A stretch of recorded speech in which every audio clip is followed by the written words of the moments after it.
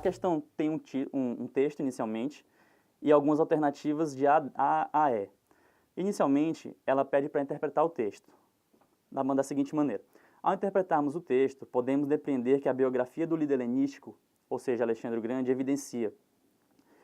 A alternativa A fala na imparcial prática da política humanística, na qual Estado e religião estão setorizados, o que evidentemente não se configurava naquela época.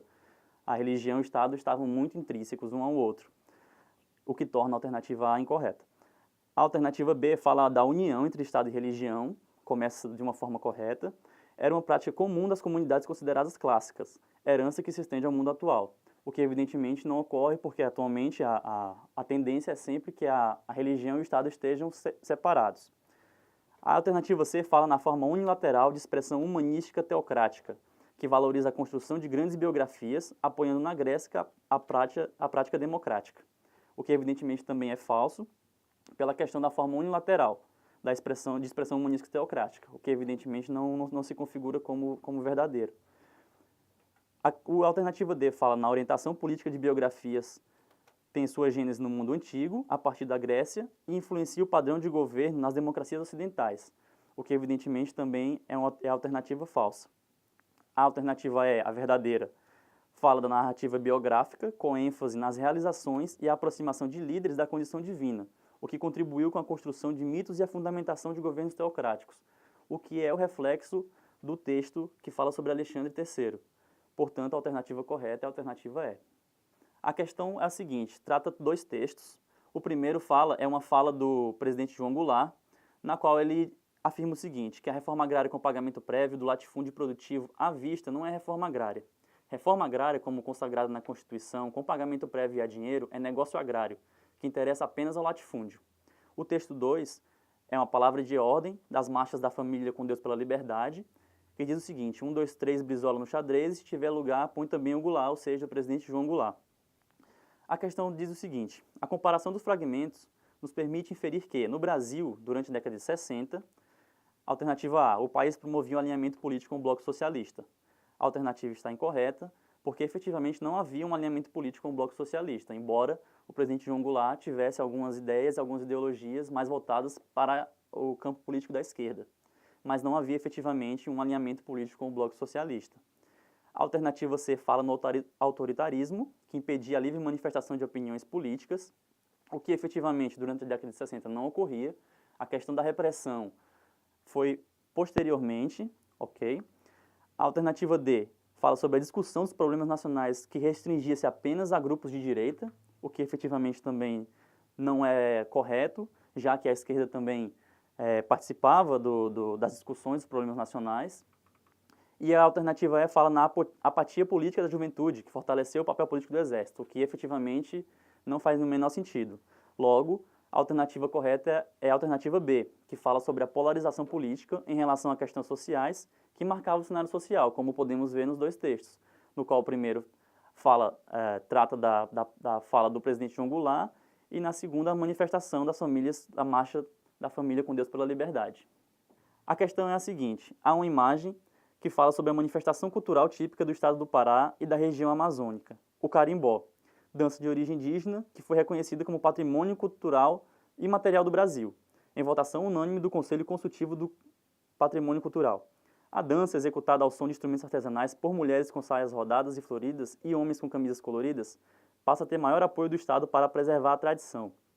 O pedido de inscrição no carimbó do livro do registro das formas de expressão foi feito por diferentes grupos e entre 2008 e 2013, o Instituto do Patrimônio Histórico e Artístico Nacional, o IPHAN, conduziu o processo e acompanhou as pesquisas para a identificação do carimbó em diversas regiões do Pará. A questão fala o seguinte, ao analisarmos a manifestação artística aludida pela fotografia, em harmonia com o excerto, ou seja, o texto, depreende-se que a inclusão patrimonial de uma manifestação artística está condicionada a uma regulamentação, o que não é verdadeiro. A inclusão patrimonial de uma manifestação artística é muito mais uma, digamos, necessidade que a população tem de sua cultura estar, digamos, incluída no patrimônio cultural. A questão B, a alternativa B, fala de que a inclusão patrimonial tem a sua validação a partir do reconhecimento estético das diferentes especialidades envolvidas na interpretação, o que efetivamente também configura em erro, já que a inclusão patrimonial, a validação da inclusão patrimonial não tem relação com o reconhecimento estético das diferentes especialidades envolvidas em uma interpretação. A alternativa C fala que a inclusão patrimonial deve manter-se fiel à expressão imaterial de seus objetos culturais, que apresentam a transdisciplinaridade, o que efetivamente é completamente desconexo e não faz no menor sentido. A alternativa E fala que a inclusão patrimonial tem eficácia quando validada por um conselho multidisciplinar que a reconhece nas diferentes regiões do país, o que efetivamente também se configura em erro, já que a inclusão patrimonial não precisa dessa validação por um conselho multidisciplinar. Ela é muito mais atendente a um apelo da população como um todo. Portanto, a alternativa correta é a alternativa D, que fala que a inclusão patrimonial tem como estratégia a preservação de tradições que revelam a diversidade cultural de uma nação. Ao final do século XIX, o Brasil apresentava uma economia fortemente ligada ao setor agroexportador, centrada nas mãos de uma oligarquia cada vez mais poderosa e elitista. O panorama histórico-social do país estava implacavelmente mergulhado na eclosão de movimentos relevantes no território nacional, desde aqueles geograficamente restritos até os mais alastrados, agravados por questões econômicas e financeiras que afetavam a relação da sociedade rural e urbana. A Guerra de Canudos, 1896 a 1897, inserida nesse contexto, foi um movimento que representou questões relacionadas, e aí vem as alternativas. A alternativa A fala o seguinte: a forte conotação política desencadeada por disputas de poder regional realizadas entre os grandes fazendeiros coronéis do sertão nordestino. Essa alternativa está errada. Por quê? A disputa não era efetivamente entre os fazendeiros, era entre os fazendeiros e a população menos abastada, e não entre eles. A alternativa B fala sobre as repressões violentas manifestadas pelas camadas mais pobres da sociedade contra o governo republicano que empreendia uma política oligárquica, o que também deflagra em erro. Por quê? As repressões violentas não partiam das camadas mais pobres da sociedade contra o governo, e sim de forma inversa, do governo para com as camadas mais baixas. A alternativa D fala no crescimento da pauperização sertaneja, ou seja, os sertanejos ficavam mais pobres, que recebeu o apoio religioso do beato José Lourenço para a criação de um arraial que buscava consolidar práticas liberais burguesas no sertão baiano.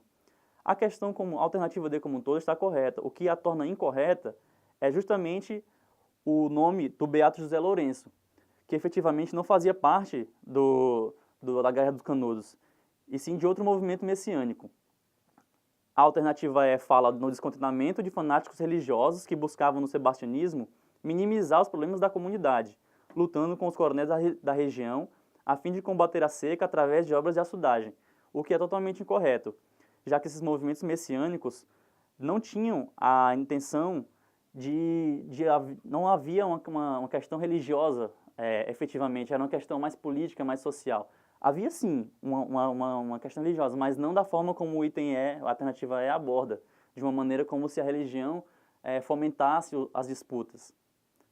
Olá, nobre vestibulando, tudo bem? Vamos trazer essa questão aqui muito interessante que fala sobre a origem e a evolução do Estado Islâmico, um grupo que tem participado bastante de ações terroristas, tanto no Oriente Médio como também na Europa, e que, por sua vez, a sua origem vai estar atrelada a outros fatores. Dentre eles, nós podemos falar sobre a invasão dos Estados Unidos da América ao Oriente Médio, tanto em 2001, com a invasão do Afeganistão após os atentados do 11 de setembro, como em 2003, no Iraque, que promoveu uma gigantesca destruição nestes dois países. Além desta destruição, revoltas da sociedade local, tanto do Iraque como do Afeganistão, e isso fez com que o ambiente fosse interessante e ideal para a criação de grupos anti-Estados Unidos da América. Simultaneamente, as invasões dos Estados Unidos, as ofensivas estadunidenses no Oriente Médio, também o surgimento de um outro fenômeno chamado Primavera Árabe, que vai promover guerras civis, tanto em países do norte da África, a África setentrional, como também em países do Oriente Médio. Nesse caso específico, a Síria vai ser aí o palco de sangrentas batalhas que vai resultar em mais de 100 mil mortes, promovendo uma grande destruição na Síria, fazendo com que o ambiente também, assim como no Afeganistão, assim como no Iraque, surgissem aí grandes grupos rebeldes. E por conta desses fatores, invasão dos Estados Unidos no Oriente Médio, Primavera Árabe avançando também nessa mesma região. Vamos ter, em 2011, o fim do grupo terrorista Al-Qaeda. Pessoal, vai ser o fim de que maneira? A morte de Osama Bin Laden faz com que o grupo seja enfraquecido e a partir deste enfraquecimento da Al-Qaeda, outros grupos vão surgir. Dentre eles, o Estado Islâmico do Iraque e da Síria. Olha só, galera, que inicialmente, a nível internacional, passava a ser chamado de ISIS, uma sigla em inglês, Estado Islâmico do Iraque e da Síria, e que hoje nós temos aí a grande formação deste grupo que vem causando um grande prejuízo à sociedade mundial. Assim, a nossa questão, a gênese desse grupo radical está associada ao item A, dissidência do grupo Al-Qaeda, que atuou no Iraque durante a intervenção norte-americana neste país em 2003. Vamos agora falar sobre a geopolítica da América Latina nessa questão muito interessante. Vejam só, o cenário latino-americano vem sendo bastante modificado nas últimas décadas, sendo constantemente ameaçado pelo imperialismo de estados centrais que, através de suas empresas transnacionais, com a ajuda do neoliberalismo, vem tentando recolonizar a região.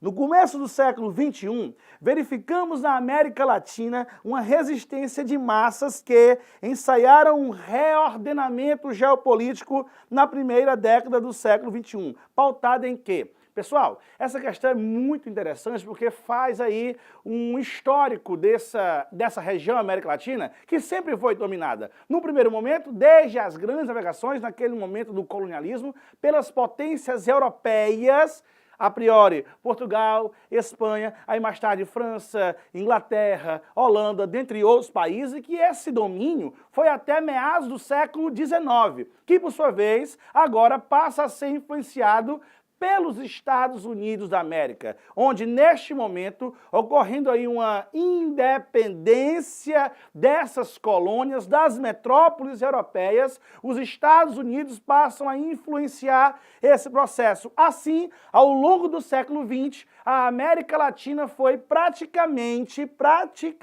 dominada pelos Estados Unidos da América, mas que, a partir do final do século XX, no momento em que as ditaduras latino-americanas passam a ruir, lá ao longo dos anos 80, a direita passa a assumir o comando desses países, direita esta que tem um alinhamento maior com os Estados Unidos, mas que, a partir dos anos 90, mais precisamente na segunda metade, na implantação das doutrinas neoliberais, que num primeiro momento criaram políticas antissociais, fez com que os estados latino-americanos pudessem ter uma mudança com a ascensão de grupos políticos de cunho de esquerda. Então a esquerda assume um papel muito importante, o comando de vários países da América Latina, principalmente na América do Sul, o que fez com que os Estados Unidos, que ao longo da história